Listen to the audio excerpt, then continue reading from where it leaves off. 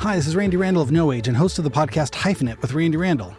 I want to welcome our newest sponsor of the show, DistroKid. DistroKid helps musicians get their music on all the major streaming platforms, and artists keep 100% of their royalties. Hyphenate listeners get 30% off at distrokid.com/VIP/hyphenate. Again, that's distrokid.com/VIP/HYPHENATE. Go get your music streaming everywhere now. Because, it was cut off, hang on, what did Bill Bruford do?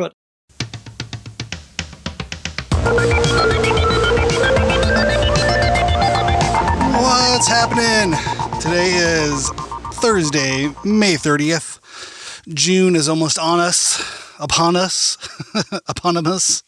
The June summer months are here. In Southern California, it's not feeling too summery just yet. Had a long, overcast, kind of chilly, misty Memorial Day here. I hope everybody else had a good holiday weekend. I'm looking forward to June, summer touring. On today's podcast, I welcome Jem from the band Dead from Australia. They are currently on tour right now. I thought this would be a great time to air this. We actually recorded this a little bit ago, and I saw that they were coming over on tour, and I thought it'd be a better time to line up the dates. So Jem runs an awesome record label, We Empty Rooms, and they're also a promoter, very DIY in Australia. They have an awesome website, weemptyrooms.com. And the band he plays in is called Dead, and they are a duo, loud, noisy, abrasive, in-your-face DIY duo. I was introduced to them by my good friend Conan Neutron, who has an incredible podcast and was one of the first guests I had on here. I felt like I had to get anointed by the gods of guitarist turned podcasters in order to have the rights to be on here podcasting, talking to bands, but Conan's been great. He's part of this incredible DIY community, of course, with long roots and a long history and stuff, and so he gets it. He's like, hey, you got to check out my friends, and I've it's been really fortunate and very appreciative of all of the recommendations that Conan has made to me for guests. So Jem was introduced to me through Conan Neutron, and they just played, Jem's band Dead, just played the Caterwaul Festival, which is Conan Neutron's festival in Minneapolis. And they are currently out on the road, and I will be joining them in Los Angeles, Father's Day, Sunday, June 16th at the venue Non Plus Ultra in downtown Los Angeles. If you are in the LA area or Southern California area and don't have any plans for a Sunday evening, after you've done all your dad festivities, whether you are the dad, which I'm assuming that's most likely all of us, or, not all of us, but, more in the age of being the dad than probably having dads around.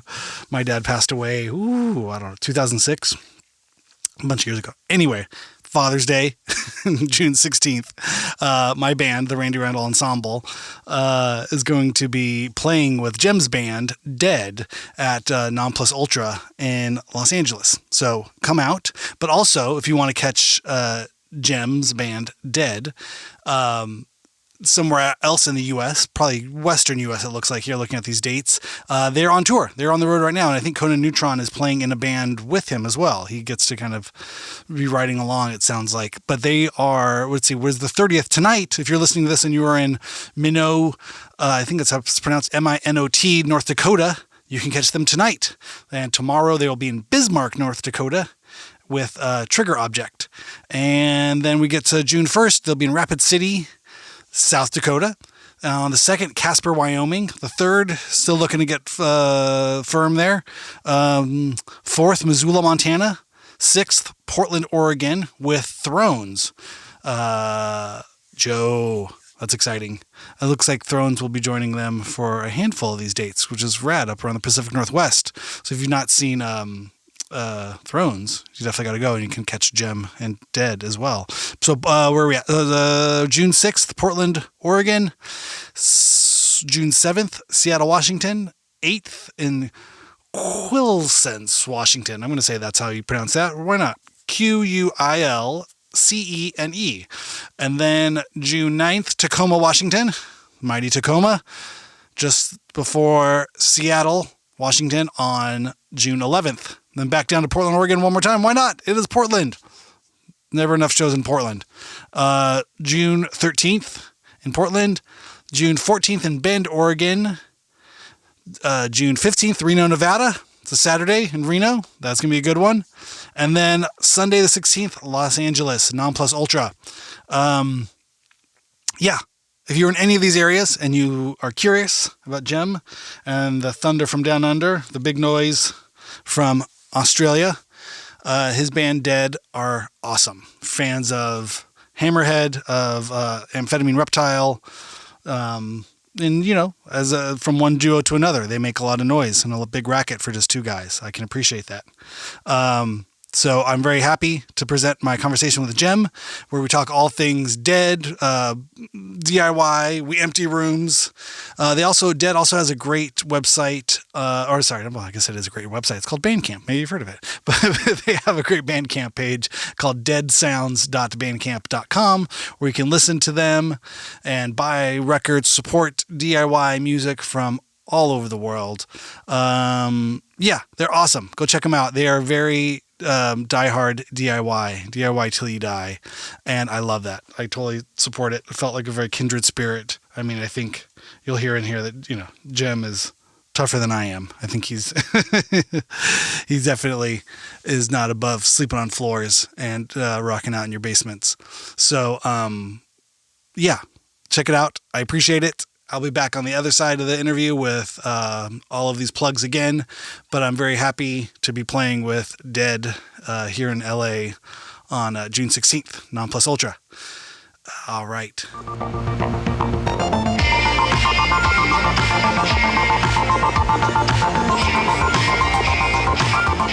All right, Jem, thank you so much for jumping on Hyphenate. Thank you for having me. I love talking about this stuff.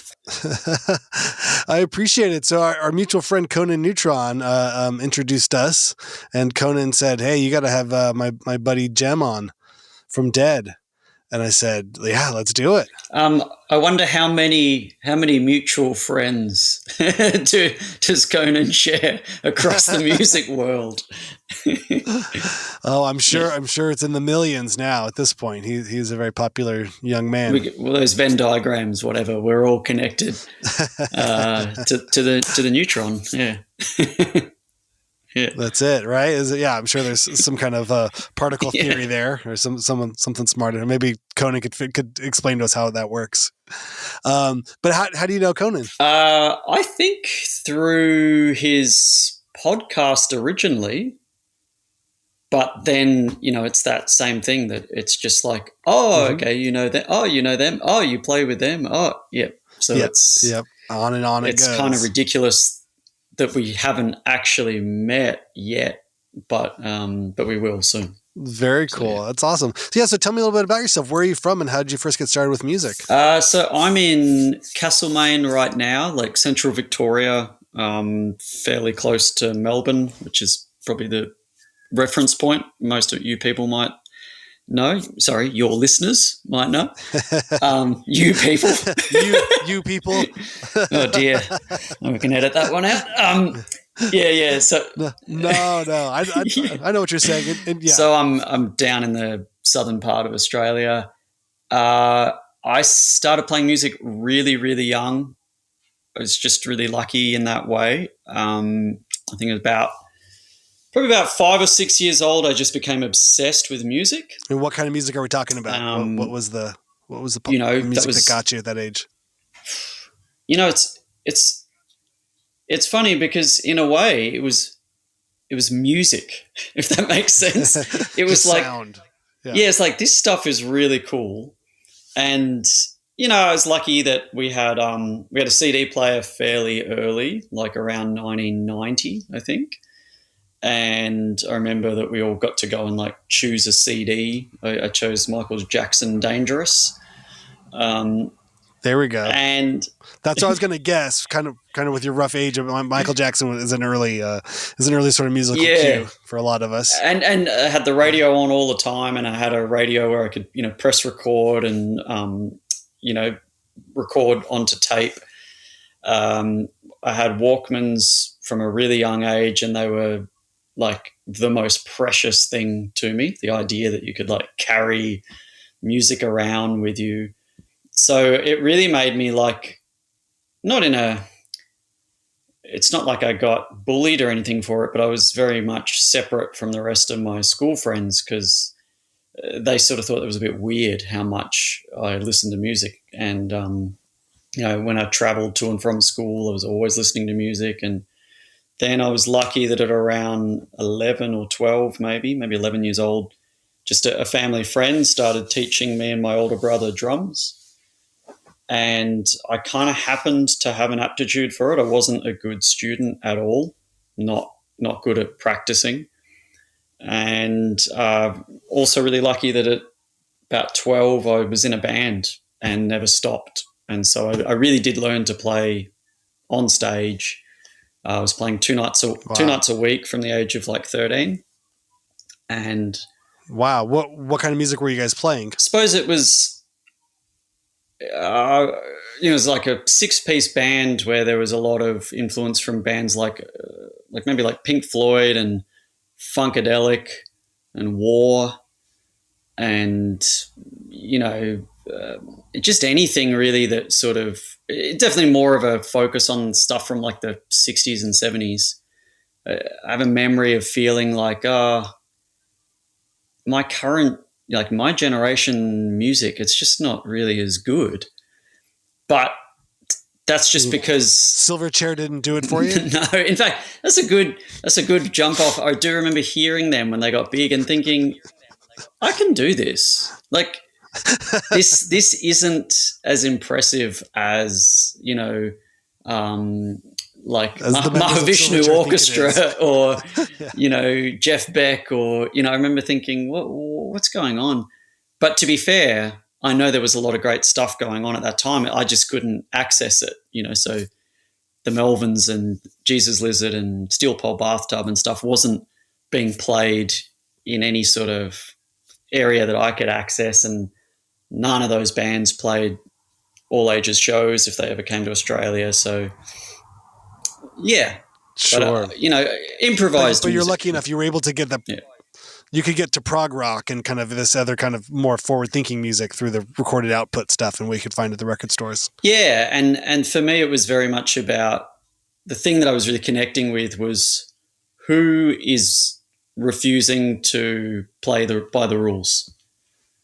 I did not ever, and I still don't, I always struggled with, walking in straight lines and wearing a school uniform and just ever really being told what to do. So for me, things like King Crimson and I don't know, like the drum solo or Santana and Woodstock or whatever, that was stuff for me when this guy's just going ballistic. Like doesn't care what you're supposed to do, That's incredible. Who was the drummer in Santana for Woodstock? I don't know the members of his band. His name was Michael Shreve. Okay. He's about 19 years old when he played that gig. Whoa.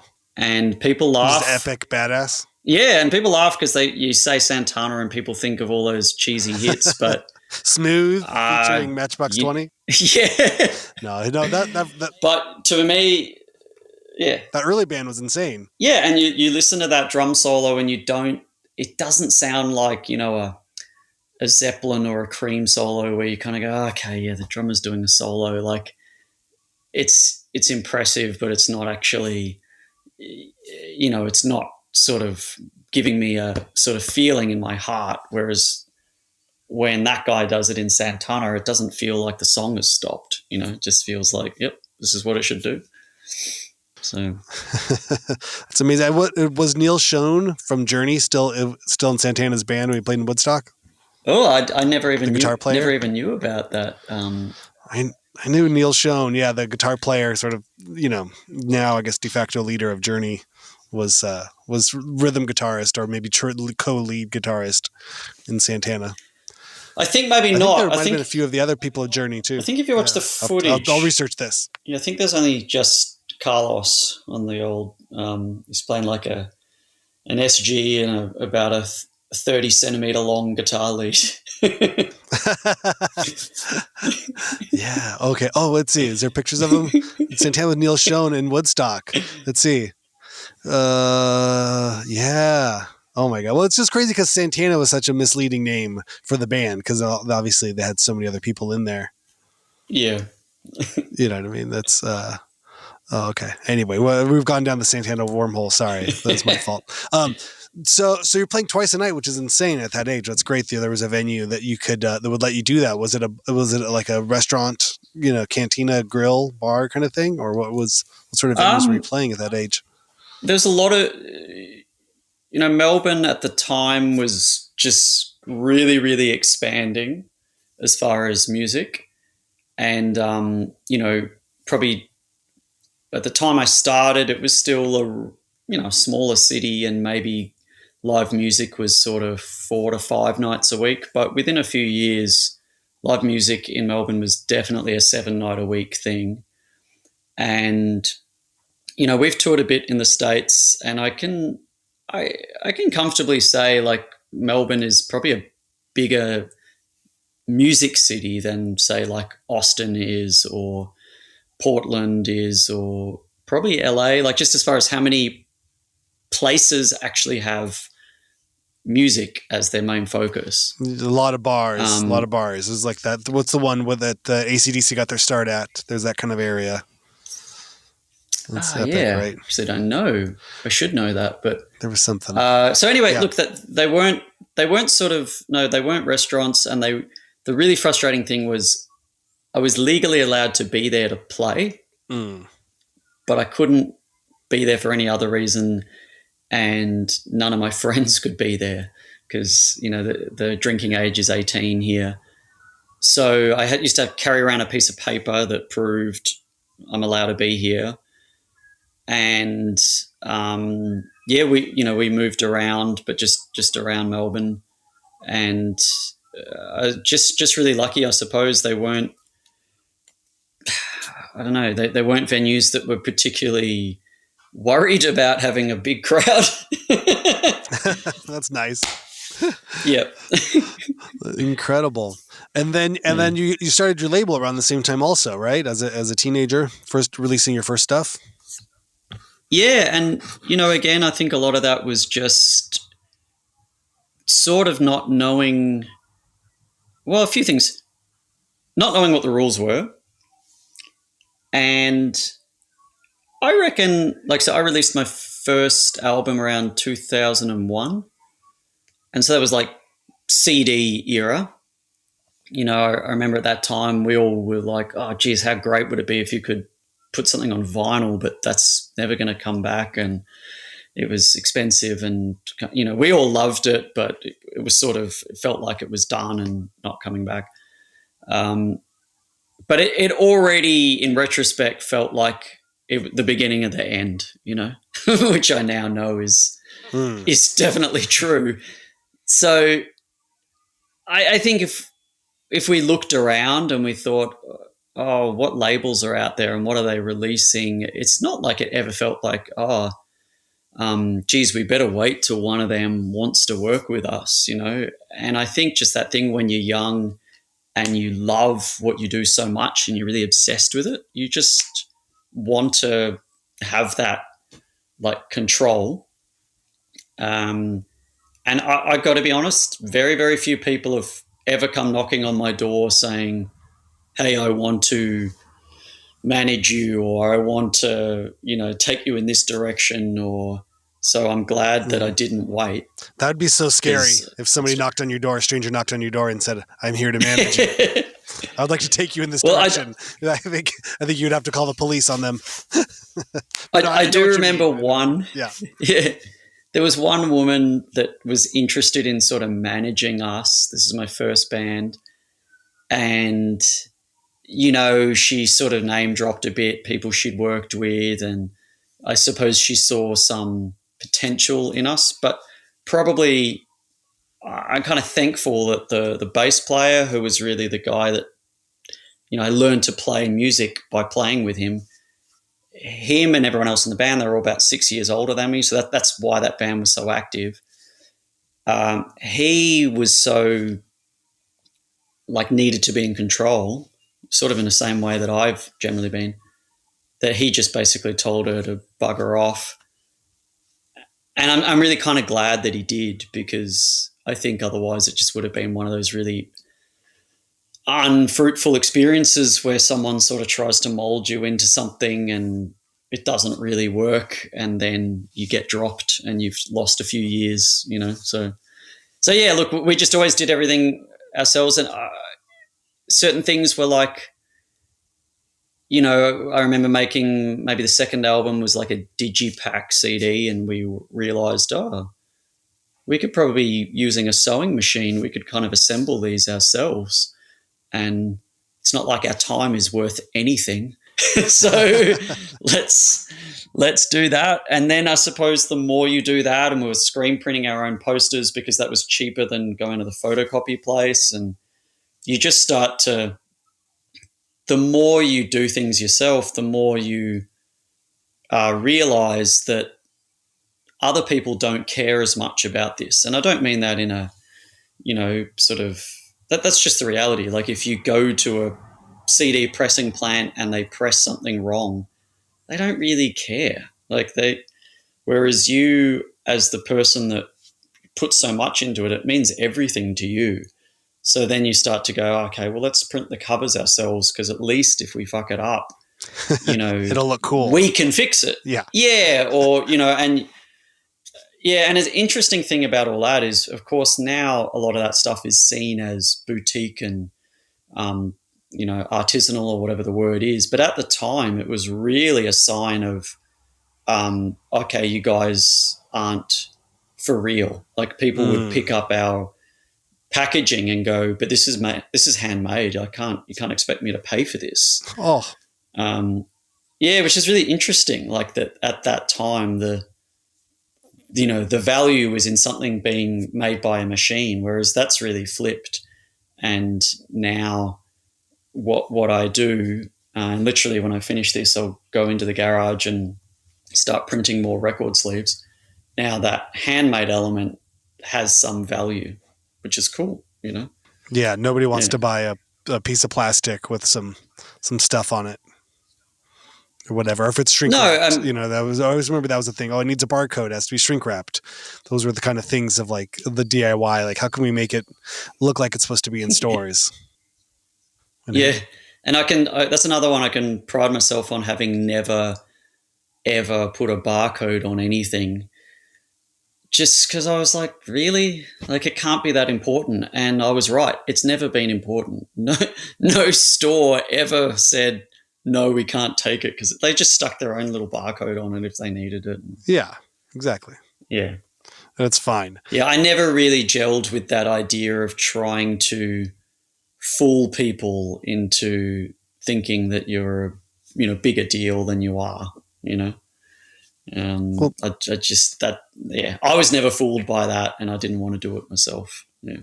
Yeah, it makes sense. Well, you feel you can feel it's when it's honest, and that's the important thing. Especially in creative sort of things, you want to understand the people who are making the music, or at least relate to them in some way. That's the whole point about it, about writing the songs and recording it and everything you do, and then to pull some kind of like bait and switch at the end would be kind of silly. You want the whole and all those control the whole process. Sorry. Yeah, and all those elements, even as a kid. So, I discover, I found a tape like somewhere in the house, a cassette tape, and it was the best of Deep Purple. And I don't know who had released it, because it didn't even have a cover, but it definitely, the songs on it in retrospect were not the best of Deep Purple. I could say that for sure. But I became obsessed with them at about sort of 10 or 11 years old. I just went, what's going on here? This is crazy. I can't keep up with the way they're playing. And but every physical thing you had some sort of like relationship to it. And, often with a band, that was the only thing you had to go off, like to give you more information. It's not like you could look them up online and, what do these people look like? Or so, yeah, if you bought a record and you discovered, they decided to put this little insert in, or you bought a CD and, like a Tool CD, they've made the front cover kind of a hologram. Like that was all pretty special and helped you kind of, like join the dots and create that like picture, as to what am I listening to? And, there'd be a bit in the liner notes, like a cutout of a newspaper article, and you'd be like trying to read it. Because it was cut off, hang on, what did Bill Bruford do? I don't understand. Like, so that, I guess, meant that when we were making stuff, of course, that all that became important too. Like, what are we going to include? What information are we going to give people? What information are we not going to give them? So they have to fill in the, those gaps themselves. And yeah, so it's always been a big part of it. It makes sense. Yeah, it's really part of that, creating the setting or sort of the context for the music. You have a little extra sort of space to sort of visually express yourself. As with the packaging. Yeah, you can kind of look at it. Okay, that's what we got. Cool. And then do you do a lot of the artwork yourself as well? Are you drawing it as well as screening it?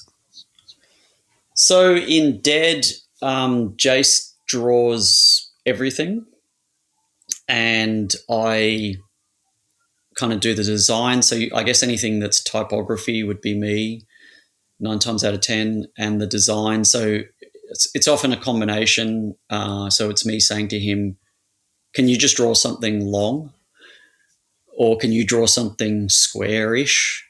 Or can you, give me something that I can use as a bit of a pattern, things like that. Like, or I'll send him my design and I'll say, can you kind of do that design, but using your imagery, like this is basically what I'm going for, but, and yeah, we still work very much in I suppose in a very old school way, in that a lot of it, we don't know there's no proper mock-up, if that makes sense.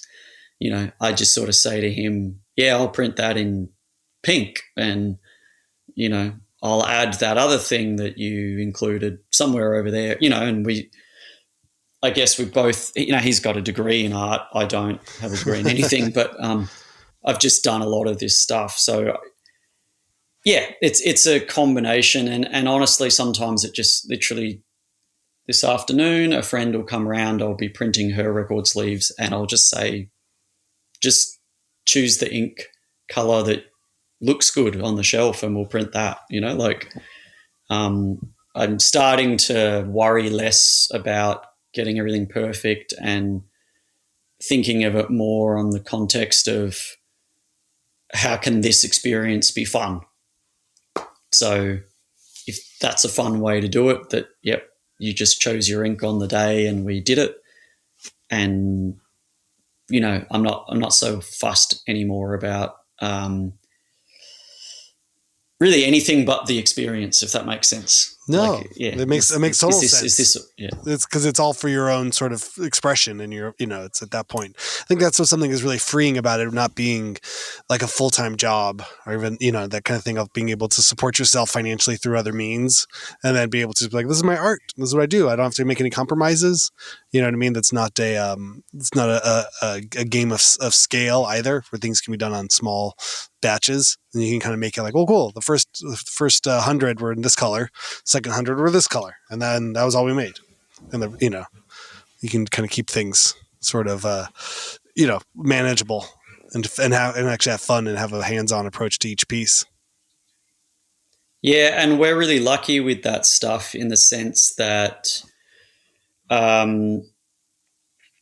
if we do a limited edition of something, let's say the really deluxe version of a record there's 50 copies, or somewhere between 50 and 100 or something. we know that we can sell them, but they're not going to sell so fast that a whole bunch of people are then on selling them, for 3 times the price. And even if they do sell out really quickly, we can always go, well, fuck it, we'll just make another run. I really pride myself on saying, we don't make any more records than we have to. So we don't have records sitting around, under our beds or anything. But we also don't have a situation where people that want them, are having to pay exorbitant amounts of money for it. I would say almost every release we've done, you could probably buy it off someone on Discogs, even the older stuff, without, paying anything that crazy. And yeah, you're right. There is a freedom in it. And in a way, look, when you make it as a sort of at a hobby level, you've either got to decide, do I price this so that I get paid for my time? And then I've probably got to charge 3 times what we charge. Or do I just see it as a bit of a project? And I cover my costs, and then we move on and do the next thing. And that's where I see it more, because once you start trying to work out how to actually pay yourself properly, I don't know, you've got to charge so much that it doesn't seem fun anymore. So it changes the spirit of it. They can feel. There are ways you could do it. If we were at a different level where we were pressing, let's say, a few thousand copies of a record and then doing, batches, then that starts to, because the biggest, cost element if we do a record is the record itself, the vinyl record, because we're usually pressing 500. Where do you like to get them pressed? Is there a pressing plant in Australia you like, or is it always overseas? We press all over, just depending on, for example, I'll press one in the US in May because we'll pick it up when we get there. I see. And take it on tour. Recently, I've been pressing in Australia because we didn't know, because of COVID and all that, we didn't know when we'd ever get back to the US. And, exchange rates and all that boring stuff. But shipping, honestly, I'm a real nerd. Fun. Yeah. Yeah, I get pretty bogged down in, depending on the record, trying to find, okay, who's gonna do the best job of this sort of record, in the sense that sometimes the fidelity is not as crucial. Sometimes it's really, really important. And that's really hard when you, like I said, if we're only going to press 400 copies or 500 copies, you're not a huge priority at most pressing plants.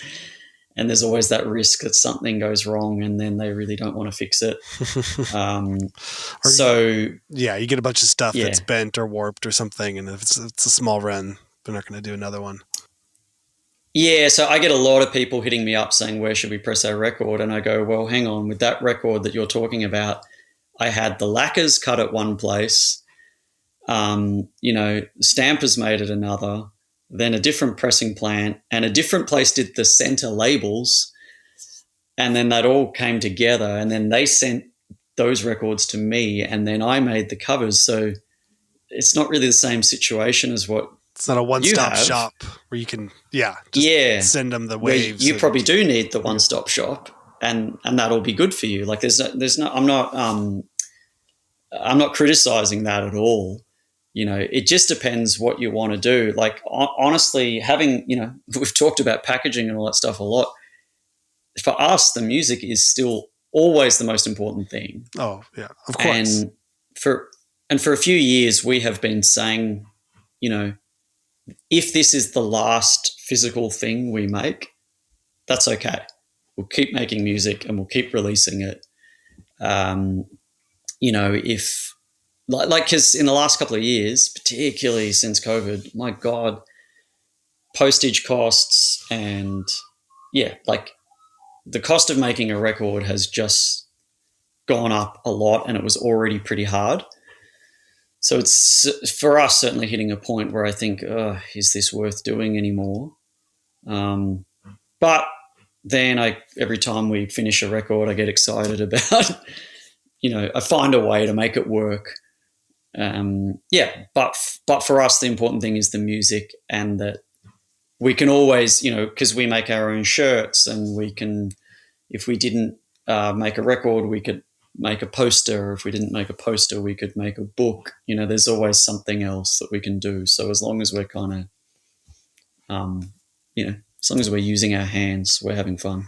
Yeah. Well, no, yeah, I definitely can appreciate the physical nature of releasing, albums and CDs and things. I've spent a lot of time working on that with my band, No Age, kind of trying to figure out interesting ways of packaging things and make something worth buying, worth spending your money on if you're gonna buy it. What about touring in Australia? I'm so curious. How has that found you over the years? We have had a habit of going to a lot of places that bands like us usually don't go. It's much more challenging to tour here than it is in the US. So the majority of bands, in our sort of world, like if they're a bit heavy or if they're, a bit underground, the majority of them just do weekend, and they really just fly to the other cities, because they're all about a 9 to 10 hour drive or more away from each other. That has changed a little bit recently, but it still seems to be the case. We've always done a lot of places other people don't go to. I think we've actually, in some ways, cut some paths that other bands have then gone on to, you can play there. It is really, really hard though here. Like it's hard to explain to, when we've been on tour in the States, we could be geographically sort of in the middle of nowhere, in South Dakota or North Dakota or Montana. And people know what a band is. Like even this person that seems like the straightest sort of, they know, because bands have toured, constantly for and punk bands have toured, I guess since Black Flag or whatever. That's not a thing here. Like you only have to go a little bit off the, out of the major city.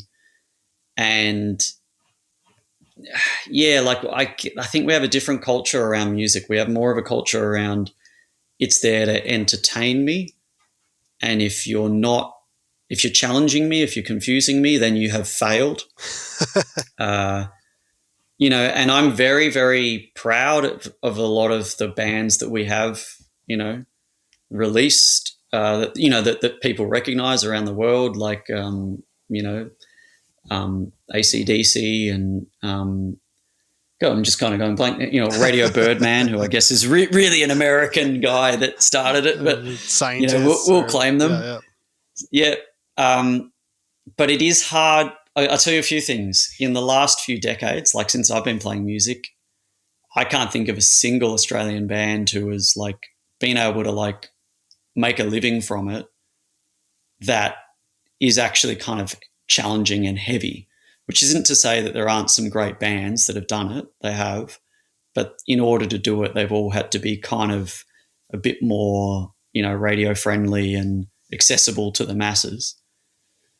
So yeah, when we tour here, we sleep in the car or on the side of the road, and we really like work really hard to find places that we can play and find those, houses or cafes or bookshops or where there's that, it only takes that one person in a town, literally one person, to say, oh no, fuck it, I'm going to make this happen.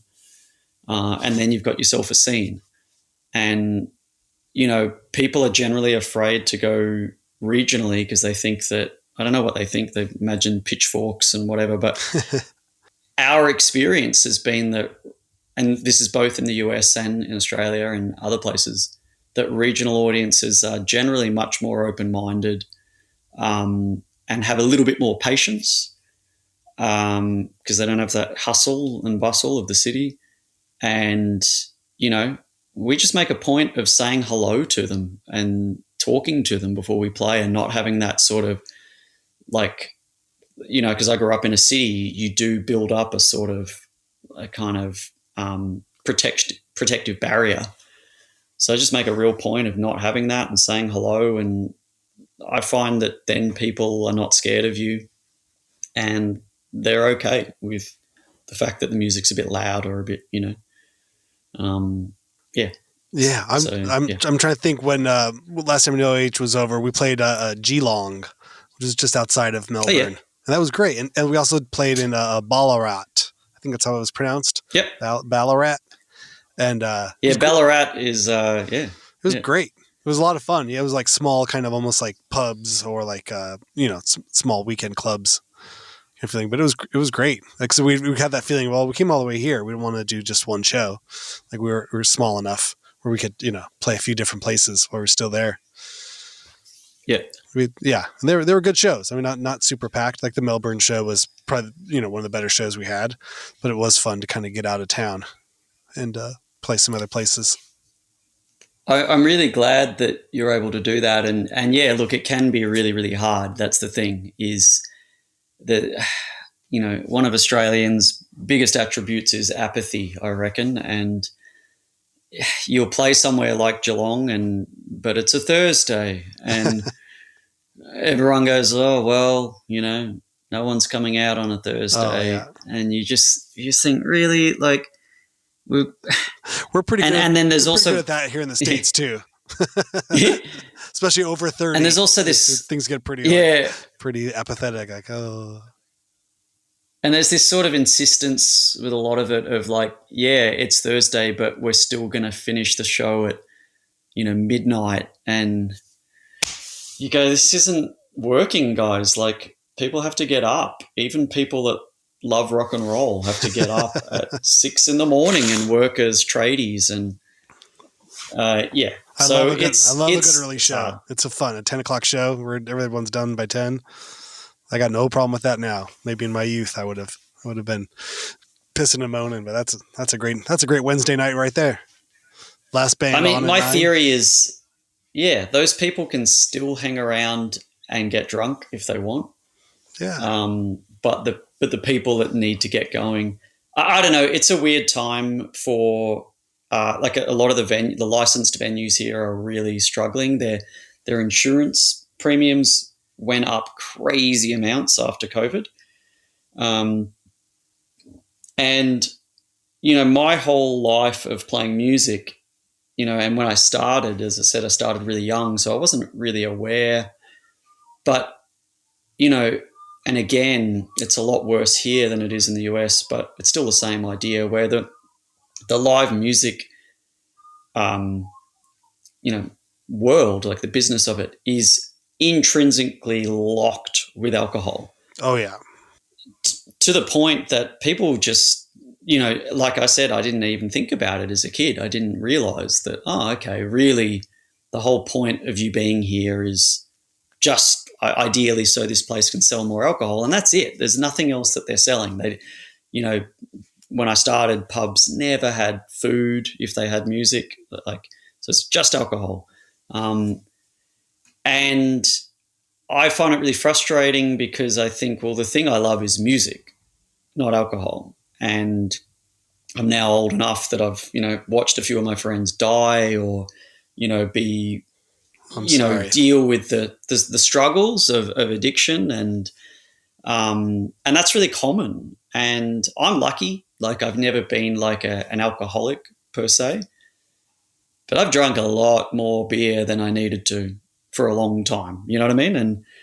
And I've really felt that pressure. I also I'm lucky, I can't really play a show if I have drunk, just because it's physically demanding, the sort of music I play. So everywhere we go, it's the same thing. Hey, do you guys want to drink?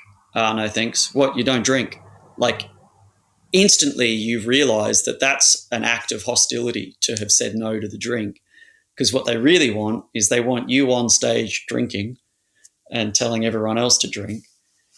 And it's really hard because I think there are other industries that don't have it entirely locked in. Like, if you, let's say you wanted to become an author, you wouldn't go, okay, well, you got to make sure that people drink when they read your book, or I feel like, if you want, like there's some Irish authors that have kind of made a habit of that. But yeah, no, it's a function of commerce, right? And even like you said, there's kind of these working man clubs.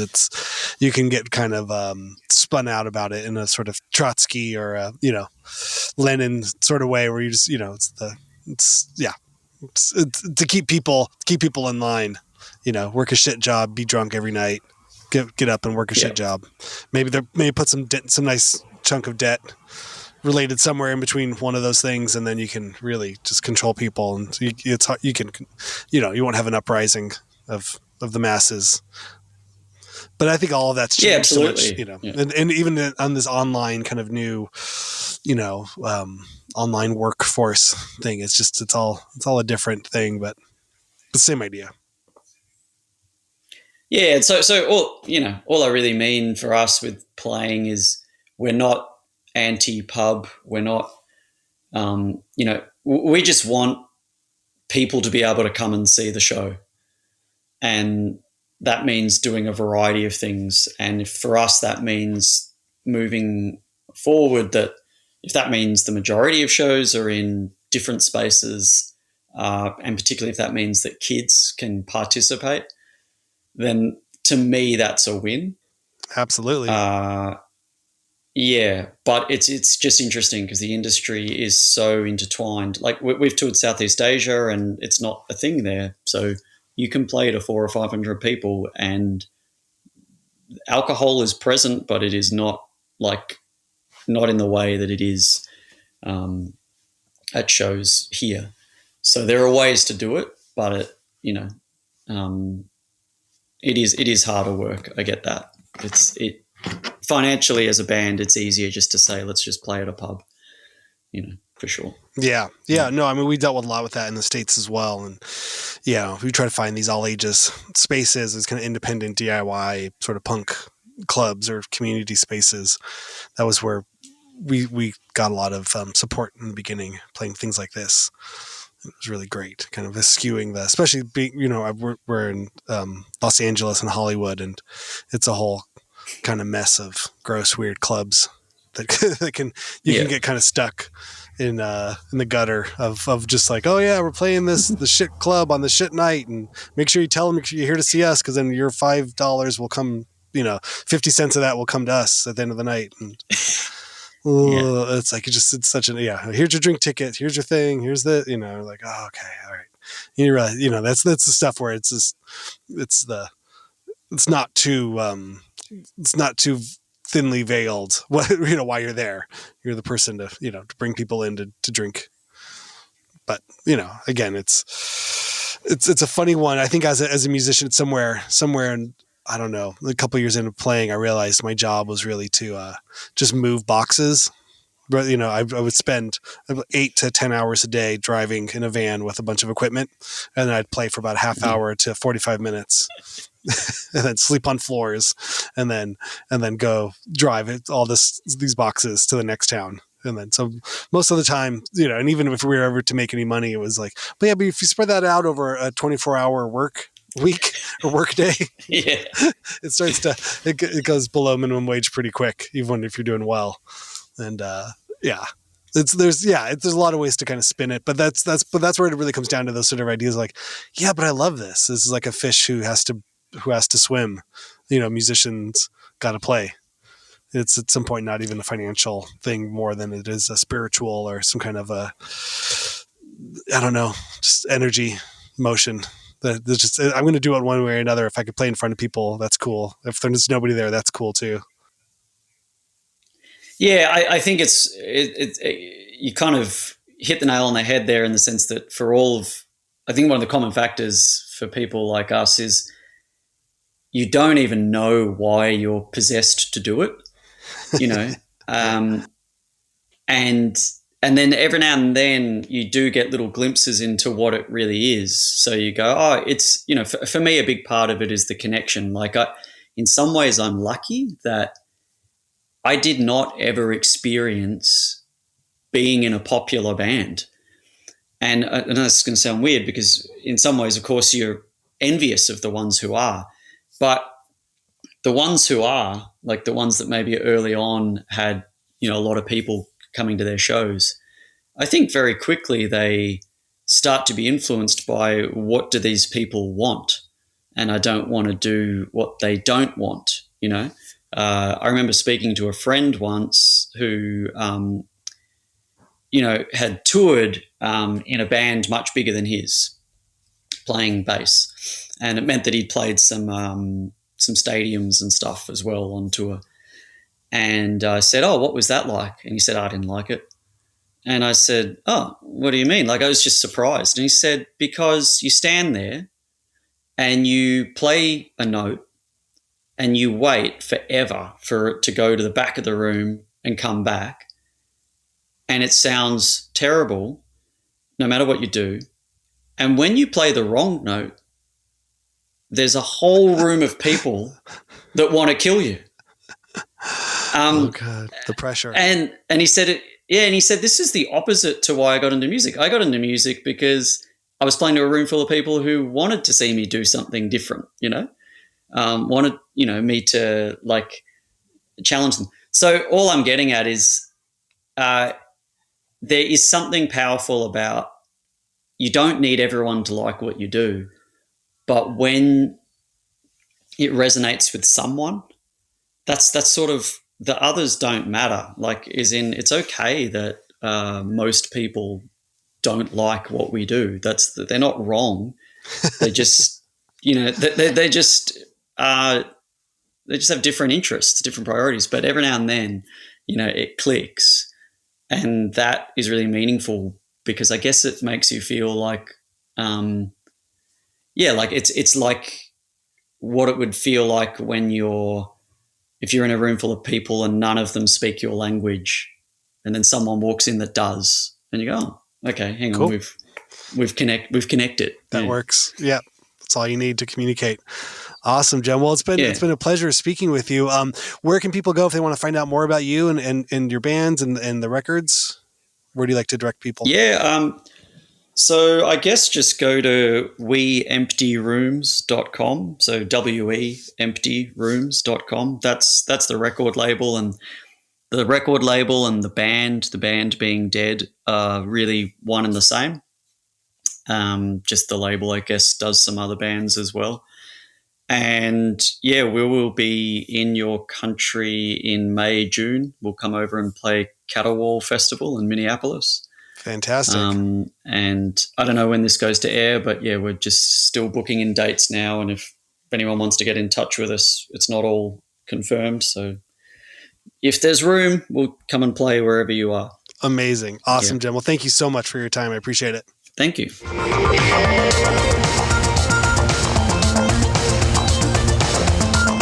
Yeah, man. Jem, thank you so much. I'm looking forward to seeing you in just 2 weeks from now, June 16th at Non Plus Ultra. His band Dead will be playing with my band, the Randy Randall Ensemble. Again, go find Dead's music. You can find them on deadsounds.bandcamp.com. You can also follow his label.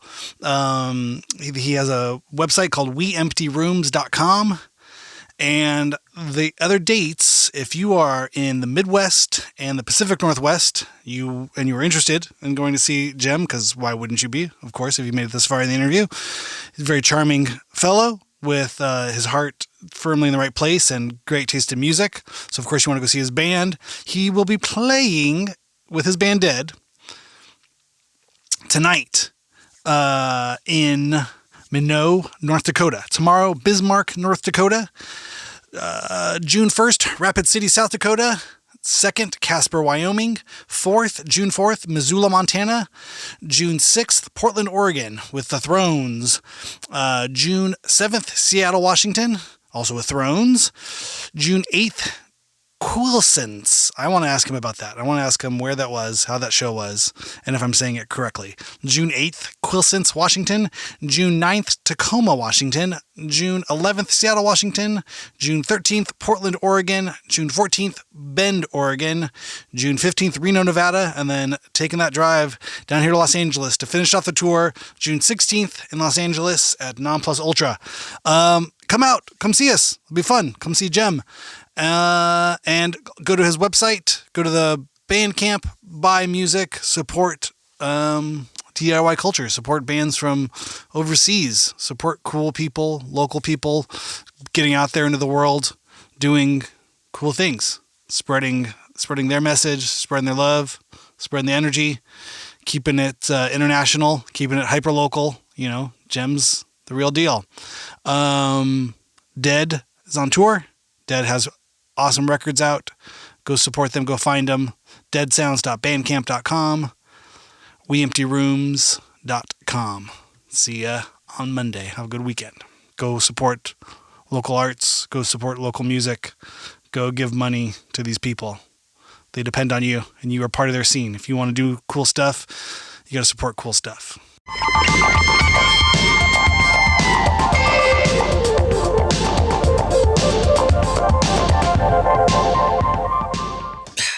I don't know. They weren't venues that were particularly worried about having a big crowd.